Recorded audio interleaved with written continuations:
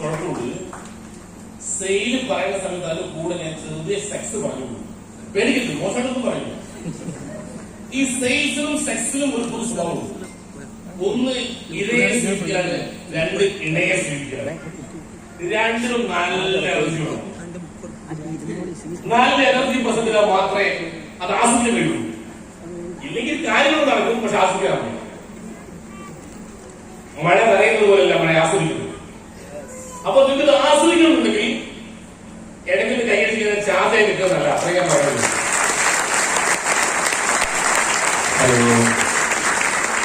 ഞാൻ ചെറിയ പ്രായം മുതൽ ചെറിയ കുട്ടിയായ സമയത്ത് കുട്ടികളെ സംഘടിപ്പിച്ചുള്ളൂ.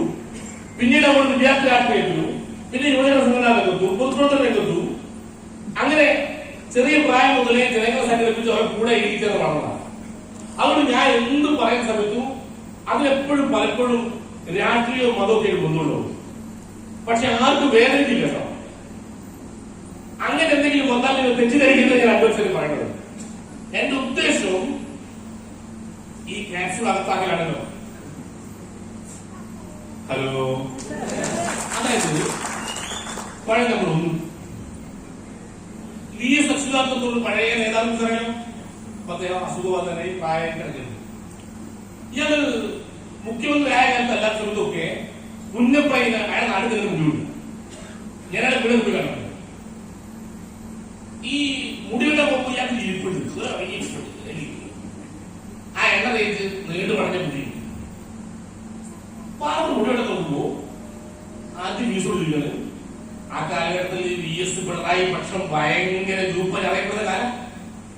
അപ്പൊ ഇയാള് VSോട് ചോദിക്കുകയാണ്, കുറച്ച് വർഷം മുമ്പേ, അല്ല ഈ പിണറായി വിജയൻ പാർട്ടി സെക്രട്ടറി ആവാൻ സാധ്യതയുള്ളൂ.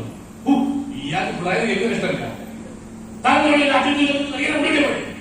ചൂടായിരുന്നു. ഇത്തിരി കഴിയുമ്പോഴാണ് അല്ല ശരിക്കും പിണറായി വിജയന്റെ ഇഷ്ടമില്ല. ഇയാളെ ചൂടാണ്.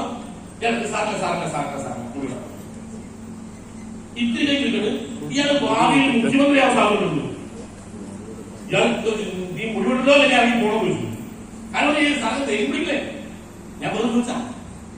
പിന്നെ അവിടെ മുണ്ടില്ല, മുടി വെട്ടില്ല. മുടി വെട്ടി കാശ് കൊടുത്ത് പുറത്തേക്കുന്ന സമയത്ത് VS പാൽ കൊടുക്കുക. അങ്ങനെ താരത്തിന് എന്തെങ്കിലും വെറുതെ ദേഷ്യം പിടിക്കുന്നത് തനിക്ക് മുടി വെട്ടിയാൽ പോയി. അപ്പൊ ബാലകൂടെ പറയുന്നത് നിങ്ങൾ മുടി വെട്ടാൻ ഇങ്ങനെ കൊഴഞ്ഞ് വെട്ടാൻ കിട്ടില്ല. പിണറായി വിജയന്റെ പേര് പറഞ്ഞ് കൊല്ലിട്ടു. അപ്പൊ ഞാൻ അതിനുവേണ്ടി കൊടുക്കുക. അതേപോലെ ഇടയ്ക്കൊന്ന് കയ്യിൽ പറയാൻ കേൾപ്പാ. അതേ എന്റെ പരിചയത്തിലൊരു പേര് വെള്ളിങ്ങാണ്. സ്വദേശം താമരശ്ശേരിയിലാണ്. അച്ഛൻ കൃഷിക്കാരനാണ്. ചെറിയ പ്രായം മുതലേ ഞാൻ മാർക്കറ്റ് മേഖലയിലേക്ക് പോയി. കാർഷിക മേഖലയെ തകർന്ന സമയത്ത് എന്റെ കുടുംബത്തിലുണ്ടായ അവസ്ഥയും കുടുംബത്തിൽ മറ്റുള്ള ആളുകൾ സാമ്പത്തികമായി മികച്ചു നിൽക്കുന്ന സമയത്ത് ഞാൻ മാത്രം ഇത്തിരി പാവപ്പെട്ട മകനായി ജീവിക്കുകയും ചെയ്യുന്ന സമയത്ത് ഞാനൊരു കുറെ പ്രയാസങ്ങളുണ്ട്, അപകടങ്ങളുണ്ട്. ലോകത്ത് ഏറ്റവും വലിയ വേദന എന്താ ചോദിച്ചാൽ ചിലപ്പോൾ നിങ്ങൾ പറയും അത് പ്രസവത്തിന്റെ വേദനയാണ്, ചിലർ പറയും പൊള്ളലിന്റെ വേദന, ചിലർ ഒരു മുറിവിന്റെ വേദനയാണ്. പക്ഷെ ഞാൻ പറയുന്നത് ലോകത്ത് ഏറ്റവും വലിയ വേദന എന്ന് പറയുന്നത് അപകടിക്കപ്പെടുന്ന വേദനയാണ്. ആ വേദന അവർ നല്ല പ്രായത്തിൽ സാമ്പത്തികമായിട്ട് പിന്നോക്കമായി പോയ കാലം കൊണ്ട് ഒരുപാട് സ്ഥലങ്ങളിൽ ഞാൻ അപകടിക്കപ്പെട്ടിട്ടുണ്ട്. അത് എന്റെ അച്ഛൻ കൃഷിക്കാരനായതുകൊണ്ടാണ് എനിക്ക് നന്നായിട്ട് അറിയാം. അതുകൊണ്ട് ഞാൻ കൃഷിയിലേക്ക് പോയിട്ടില്ല. ഞാൻ പഠിച്ചതെല്ലാം സാങ്കേതിക വിദ്യാഭ്യാസമാണ്. മെക്കാനിക്കൽ എഞ്ചിനീയറിംഗ് കഴിഞ്ഞ് നേരെ പോയി മാർക്കറ്റിംഗ് മേഖലയിലേക്ക്. മാർക്കറ്റിംഗിന് അപാരമായ സാധ്യത എനിക്കറിയാം. കച്ചവടത്തിന് അപാരമായ സാധ്യത എനിക്കറിയാം. അതൊക്കെ പഠിച്ചത് ചില പുസ്തകങ്ങളാണ്. എന്റെ അച്ഛന്റെ കൂട്ടുകാര് ഒരു 90% ഇസ്ലാം മത വിശ്വാസമാണ്. എന്റെ വീട്ടിൽ എപ്പോ വന്നാലും അച്ഛന്റെ കൂട്ടുകാരെ കാണുന്നത് കുറെ പുസ്തകം പറയും. അതുകൊണ്ട് അവരുടെ ഇടപെടിക്കാൻ എന്നെ ജീവിക്കുന്നു. അപ്പൊ ഞാൻ ഒരു ദിവസവും ഞങ്ങൾ പുസ്തകങ്ങളും ചില പുസ്തകത്തെ ഞങ്ങളുടെ കുടുംബത്തിൽ അച്ഛനെ മാഷ മക്കളെ വലിയ ബാക്കി ദുരിത മക്കളൊക്കെ ടീച്ചർമാര് എല്ലാ സർക്കാർ ജോലി പറഞ്ഞു. പക്ഷേ നിങ്ങളെ കൂടുതൽ ആൾക്കാർ മിക്കവാറും ആൾക്കാർ ഒരു ചെറിയ പ്രായം കച്ചവടക്കാരാണ് പറഞ്ഞത്. അതിന് കാരണം എന്താണ്? ആ പുള്ളി പറയുന്നത് ഞങ്ങള് മദ്രസ വിദ്യാഭ്യാസ മുതൽ പഠിപ്പിക്കുന്നത് ലോകത്ത് ഏറ്റവും വിചാരത്ത് പറഞ്ഞത്, ലോകത്ത് ഏറ്റവും തൊഴിൽ പറഞ്ഞത് കച്ചവടമാണ്. വിചാരത്താണ് അത് ഞങ്ങൾ ചെറിയ പ്രായത്തിൽ പഠിപ്പിക്കുന്നു. അവിടെ നമ്മളെ കുട്ടികൾക്ക് കച്ചവടത്തിൽ പോകുന്നുണ്ട്. അപ്പൊ ഞാൻ ചോദിച്ചു അതെങ്ങനെ കച്ചവടം? കൃഷിയല്ലേ ശരിക്കും ഒന്നാം സ്ഥാനത്തേക്ക്. ഈ കൃഷിയുടെ അല്ലേ കച്ചവടം ചെയ്യാൻ പറ്റുള്ളൂ? അല്ലെങ്കിൽ ഉൽപാദനം അല്ലേ കൊണ്ട് നടക്കുള്ളൂ. അപ്പൊ ആള് പറയണേ കൃഷിക്കാരൻ നിലനിൽക്കണമെന്നുണ്ടെങ്കിൽ കച്ചവടക്കാരൻ വേണോ? അവരുടെ ഉൽപ്പന്നങ്ങൾ വിൽക്കാനാണെങ്കിൽ അവരുടെ കൃഷി ചെയ്യാനാവില്ല. ഈ ലോകത്ത് ഉൽപാദനം വർദ്ധിപ്പിക്കാൻ ഇഷ്ടംപോലെ വഴികളുണ്ട്. ഇന്ന് 1000 സോപ്പ് ഉണ്ടാക്കുന്ന കാര്യത്തിലേക്ക് നാളെ 10,000 ആക്കാൻ 1,00,000 ആക്കാൻ ഓട്ടോമാറ്റിക് മെഷീനുകളുണ്ട്. പക്ഷെ ഉണ്ടാക്കുന്ന സോപ്പ് വിറ്റഴിക്കാൻ കഴിയുന്നതുകൊണ്ടാ പല കമ്പനികളും കൂട്ടിപ്പോകുന്നത്. ഇത് പറഞ്ഞ സമയത്ത് ഞാൻ കോഴിക്കോട് വെസ്റ്റ് ഹില്ലിൽ പഠിച്ചുകൊണ്ടിരുന്ന സമയത്ത് നേരെ മുമ്പിൽ നോക്കിയേക്കാളും ദൂരത്തില് കേരള സോപ്സ് ആൻഡ് ഓയിൽസ് ഉണ്ട്. കേരള സോപ്സ് ആൻഡ് ഓയിൽസ് ഒക്കെ പെട്ടെന്ന് തന്നെ മനസ്സിലെടുത്തത് Kerala soaps and oils soap ഉണ്ടാക്കാനകത്തോടല്ല കൂട്ടിപ്പോയത്. അന്ന് കേരളത്തിന്റെ ഏറ്റവും മികച്ച സോപ്പുകളൊന്നായിരുന്നു വേപ്പ്, വേറൊരു സോപ്പായിരുന്നു ത്രിൽ, വീട്ടമ്മമാരുടെ കൂട്ടുകാരെ അറിയപ്പെടുന്ന സോപ്പായിരുന്നു വാഷ്വെൽ. അപ്പൊ വാഷ്വെലും ത്രില്ലും വേപ്പും ഉണ്ടാക്കിയ കമ്പനി സോപ്പ് ഉണ്ടാക്കിയതോടല്ല കൂട്ടിയത്. ഉണ്ടാക്കിയ സോപ്പുകൾ വിറ്റഴിക്കുന്നതിൽ അതിന്റെ മാർക്കറ്റിംഗ് മാനേജർ പരാജയപ്പെട്ടു. അതുകൊണ്ട് കേരള സോപ്സ് ഓയിൽസ് ഗ്രൂപ്പില് അന്ന് വലിയ സമരം നടക്കേണ്ടത്. ഞാൻ പഠിച്ച പാഠങ്ങളെല്ലാം ശരിയെന്ന് എനിക്ക് അപ്പോൾ ബോധ്യപ്പെട്ടു. അപ്പോൾ ഒരു കാര്യം തീരുമാനിച്ചു, ലോകത്ത് ഉൽപാദനത്തേക്കാൾ പ്രധാന വിതരണമാണ്. വിതരണ രംഗത്താണ് തൊഴിൽ സാധ്യത കൂടുതൽ, റിസ്ക് കൂടുതലുണ്ട്, പക്ഷെ ഇഷ്ടംപോലെ പണം ഉണ്ടാക്കാം. അതുകൊണ്ട് തന്നെ 2000 മുതൽ ഇങ്ങോട്ട് ഈ കഴിഞ്ഞ 25 വർഷക്കാലം ഞാൻ ചെയ്യുന്ന മേഖല മാർക്കറ്റിംഗ് മേഖലയാണ്. അല്ലെങ്കിൽ അതുകൊണ്ട് ഒന്ന് കച്ചവടത്തിന് സ്ഥാപനം നേരത്തെ മനസ്സിലാക്കിയിട്ടുണ്ട്. അത് ഞാൻ പറഞ്ഞല്ലോ, നമ്മുടെ കുറെ അച്ഛന്റെ സുഹൃത്തുക്കൾ പഠിപ്പിച്ചു തന്ന. അപ്പൊ അതുമായി ബന്ധപ്പെട്ട് ഞാൻ എന്തെങ്കിലും സംസാരിക്കുന്ന സമയത്ത് നിങ്ങൾ മതവും രാഷ്ട്രീയവും തമ്മിൽ കൂട്ടിപ്പൊളിക്കുന്നത് എന്നെ എങ്ങനെ കാര്യം ചെയ്യുന്നത് എന്തൊരു ബേസറാ. നിങ്ങൾ പക്ഷേ ഇതിനു മുമ്പ് മാധ്യമ പത്രത്തിലും TV ചാനലിലും ഒക്കെ ഒരു വാർത്ത കണ്ടിട്ടുണ്ടാവും. താമരശ്ശേരിയിൽ 2 കൂട്ടുകാരുണ്ടായിരുന്നു.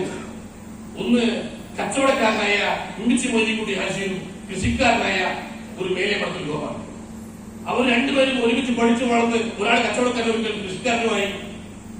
അങ്ങനെ ഉച്ച കൂട്ടുകാരിൽ ഒരാൾ 10-12 വർഷം മുമ്പേ ഈ ലോകം വിട്ടുപോയി. ഉമ്മിച്ചി മൊയ്തീൻകുട്ടി ഈ മണ്ണ് വിട്ടുപോയി.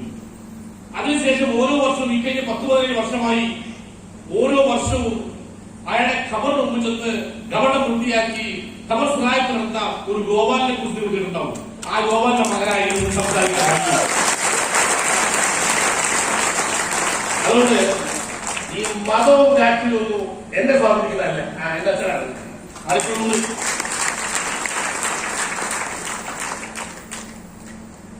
അവിടെ ഞാൻ എന്തെങ്കിലും പറഞ്ഞത് വേദനിക്കാൻ പാടില്ല എന്നാണ് പറയുന്നത് നല്ല സെൻസിലായിരിക്കും. സൗണ്ട് കൂടി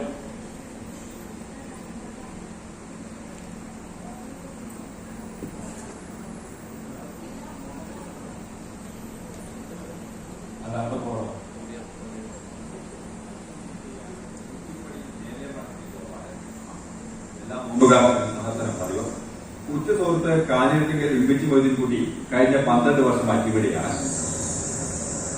താമരശ്ശേരി കെടവൂർ ജുമാ മസ്ജിദ് ഖബർസ്ഥാനിലെത്തുന്ന ഗോപാലൻ കൈകൾ കൂട്ടി മനമുരുകി പ്രാർത്ഥിക്കും.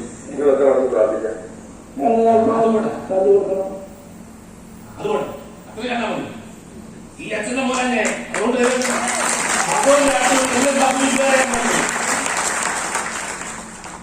Know the power of marketing. നിങ്ങൾ മാർക്കറ്റിന്റെ സാധ്യത മനസ്സിലാക്കണം. എന്താണ് മാർക്കറ്റിംഗിന്റെ സാധ്യത? ലോകം നിലനിൽക്കണമെങ്കിൽ മാർക്കറ്റിംഗ് നിർബന്ധം. ഇല്ലാതെ എല്ലാ ഉൽപാദനങ്ങളും കൂട്ടിപ്പോകും.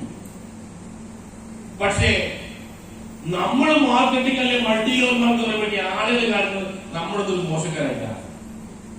ഇതൊന്നും ആളെ പിടിക്കാൻ വരുന്നവൻ, ഇത് ആളെ പുറ നടക്കുന്നവൻ, ഇത് കണ്ണി ചേർക്കുന്നവൻ, ഇത് കണ്ണി പൊട്ടിയാൽ പൊട്ടുന്നവൻ, ആദ്യം വന്നാൽ കിട്ടുന്നവൻ, ഇതൊക്കെ നാട്ടുകാരുടെ അഭിപ്രായം.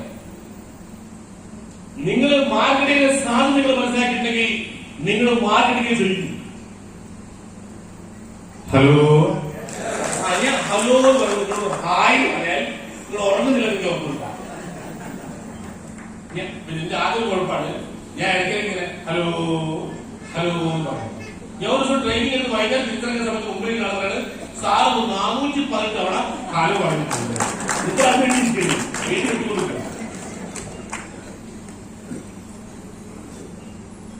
അപ്പോ ചില ആളുകൾ ഈ ബിസിനസ് കേൾക്കുന്ന സമയത്ത് മുഖം പിടിച്ചിട്ട് ഞാൻ ഇല്ലാതെ എന്നെ കൂടെ നടക്കുമെന്ന് പറഞ്ഞിട്ടുണ്ട്, എനിക്ക് ആത്മ പറഞ്ഞിട്ടുണ്ട്, എനിക്ക് മാർക്കറ്റിംഗ് പറ്റില്ല പറഞ്ഞിട്ടുണ്ട്. അതൊക്കെ നമ്മൾ സഹിക്കരുത്. പക്ഷെ ചില ആളുകള് മൾട്ടി ലെവലിൽ കേൾക്കുമ്പോൾ ചാടി കെട്ടിയിരുന്നു. അങ്ങനെ പറയുന്ന കാരണം ഈ മൾട്ടി ലെവൽ മാർക്കറ്റിൽ കേൾക്കുമ്പോഴേക്കും നമ്മളെ കൊല്ലവടിയുന്ന ഒരാളുണ്ട്. അങ്ങനെ ചെയ്യുന്നതിനെ കാരണം പറഞ്ഞാല് യുവമാർ ഏതോ മണി ചെയിനിൽപ്പെട്ട് പൈസ പോലാണ്. മാർക്കറ്റിംഗും മൾട്ടി ലെവൽ മാർക്കറ്റും മണി ചെയിൻ തമ്മിൽ വ്യത്യാസം തിരിച്ചറിയണം. ഇതാണ് ഒരു അടിസ്ഥാന പ്രശ്നം. ഹലോ, ഒരു പാടില്ല. എന്റെ വീട്ടിൽ നിന്ന് ചെറുപ്പക്കാരൻ പയ്യൻ കുറച്ച് വർഷങ്ങൾക്ക് മുമ്പേ ആ ഡിഗ്രി വിദ്യാഭ്യാസം കഴിഞ്ഞ് എന്തെങ്കിലും ജോലി നടക്കുന്ന സമയത്താണ് കോഴിക്കോട് ആ കുരിശോടിന്റെ അടുത്തുള്ള ICICI പ്രൊഡക്ഷന്റെ ഓഫീസിൽ ഒരു പത്രപരസ്യം കാണുന്നു. ICICI പ്രൊഡക്ഷൻ കമ്പനിയിലേക്ക് ആളുകൾ ആവശ്യമുണ്ട്, മാർക്കറ്റിംഗിന് ആവശ്യമുണ്ടെന്ന് പറഞ്ഞു. ഡിഗ്രി കഴിഞ്ഞപാട് പയ്യൻ നേരെ ഇന്റർവ്യൂവിന് പോയി. ഇന്റർവ്യൂവിന് പോകുന്ന ഉച്ചശേഷം 3 മണി സമയത്താണ് ഇന്റർവ്യൂ ടൈം കിട്ടുന്നത്. 5ാം നില ആ ബിൽഡിംഗിന് 5ാം നിലയിൽ ഒരു ഓഫീസർ വരുന്നത്. അങ്ങോട്ട് ലിഫ്റ്റിൽ കയറി പോയി. അങ്ങനെ നല്ല ചെറുപ്പക്കാര പയ്യനായതുകൊണ്ട് തന്നെ അവൻ ഇന്റർവ്യൂ അപ്പൊ തന്നെ ജോലി കിട്ടി. അതുകൊണ്ട് നെക്സ്റ്റ് മൺഡേ അവൻ ജോലി ചെയ്യണോ പറഞ്ഞു. അങ്ങനെ ഇവന് ജോലി കിട്ടി. തിരിച്ചിറങ്ങുന്ന സമയത്ത് അവൻ വല്ലാത്തൊരു സന്തോഷം. ജീവിതത്തിൽ ആദ്യമായി ജോലി കിട്ടി കഴിഞ്ഞാൽ ഒരു സന്തോഷമുണ്ടല്ലോ. ആ ഒരു സന്തോഷത്തിൽ മൂളിപ്പട്ടൊക്കെ പാടിയിട്ട് അവൻ ലിഫ്റ്റിൽ കയറിയില്ല. പകരം അവൻ സ്റ്റെയർ ഇറങ്ങാൻ തീരുമാനിച്ചു. എന്താ കാര്യം? ഇനി ഈ ബിൽഡിംഗിൽ ആണെങ്കിൽ ഞാൻ പരിചയപ്പെടുന്നതല്ലേ, ഞാൻ ജോലിയുടെ സ്ഥലമല്ലേ. അതുകൊണ്ട് ഞാൻ ലിഫ്റ്റിൽ കയറുന്നില്ല. ഏറ്റവും നടന്ന് കാണ്ടതില് അങ്ങനെ ആളെ സ്റ്റെയർ ഇറങ്ങി അടുത്ത തിരിച്ച് അടുത്ത ഓഫീസർ തിരിച്ച് അങ്ങനെ തിരിച്ച് താഴെ താഴെ വരുമ്പോൾ സമയം 4 മണി 4:05 സമയം.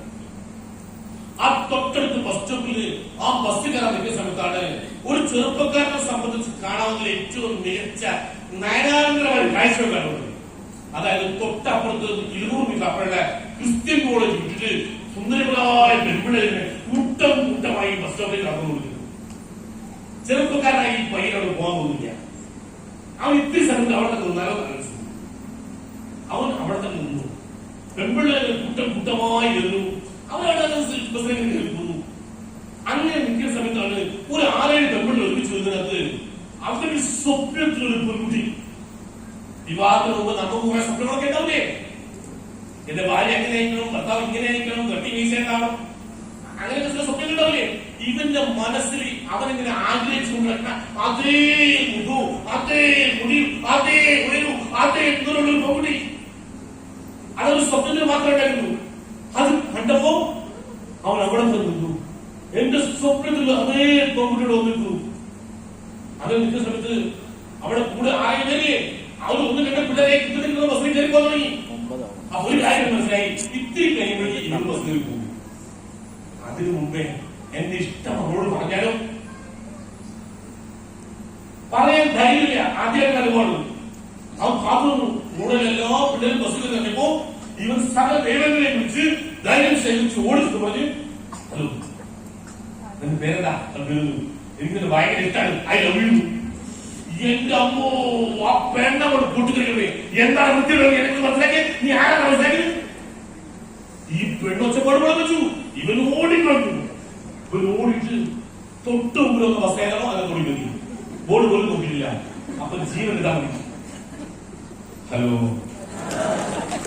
ഈ ലവിനും സെയിലിനും ഒരു സ്വഭാവമുണ്ട്. എത്ര നോ പറഞ്ഞാലും അവസാനം യെസ് പറഞ്ഞാൽ സക്സസ് ആയി.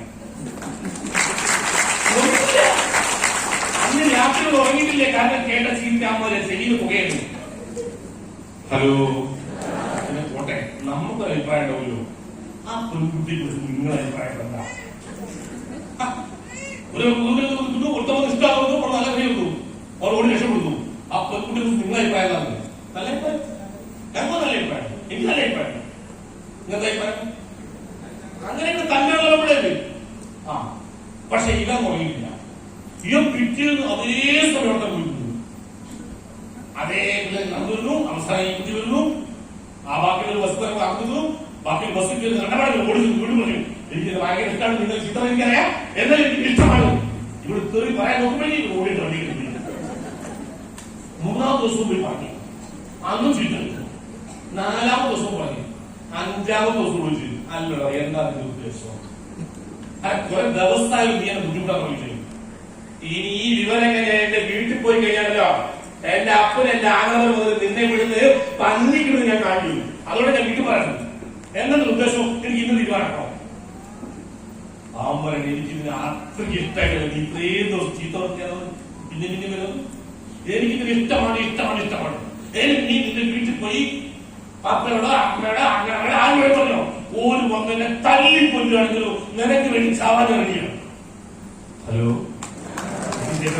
മനസ്സിലാക്കി അവർ പറഞ്ഞു എന്നിട്ട് അത്രയ്ക്ക് ഇഷ്ടമാണെങ്കിൽ എനിക്ക് ഇഷ്ടമാവില്ല. പക്ഷേ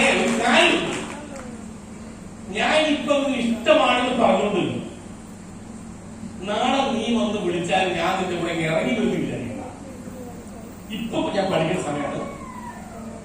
എന്റെ കല്യാണപ്രായമാകുമ്പോ നിന്റെ വീട്ടിൽ നിന്ന് നിന്റെ അച്ഛൻ അമ്മ കുടുംബക്കാർ എന്റെ വീട്ടിൽ നിന്ന് പെണ്ണു ചോദിച്ച് 2 പേർക്കും പറ്റെങ്കിൽ മാത്രമേ കല്യാണം നടക്കുള്ളൂ. അതായത് നീ വന്ന് വിളിച്ചാൽ ഞാൻ ഇറങ്ങി വരുന്നു പ്രതീക്ഷിക്കരുത്. നമ്പർ 1. ഈ 2ാമത്തെ കണ്ടീഷൻ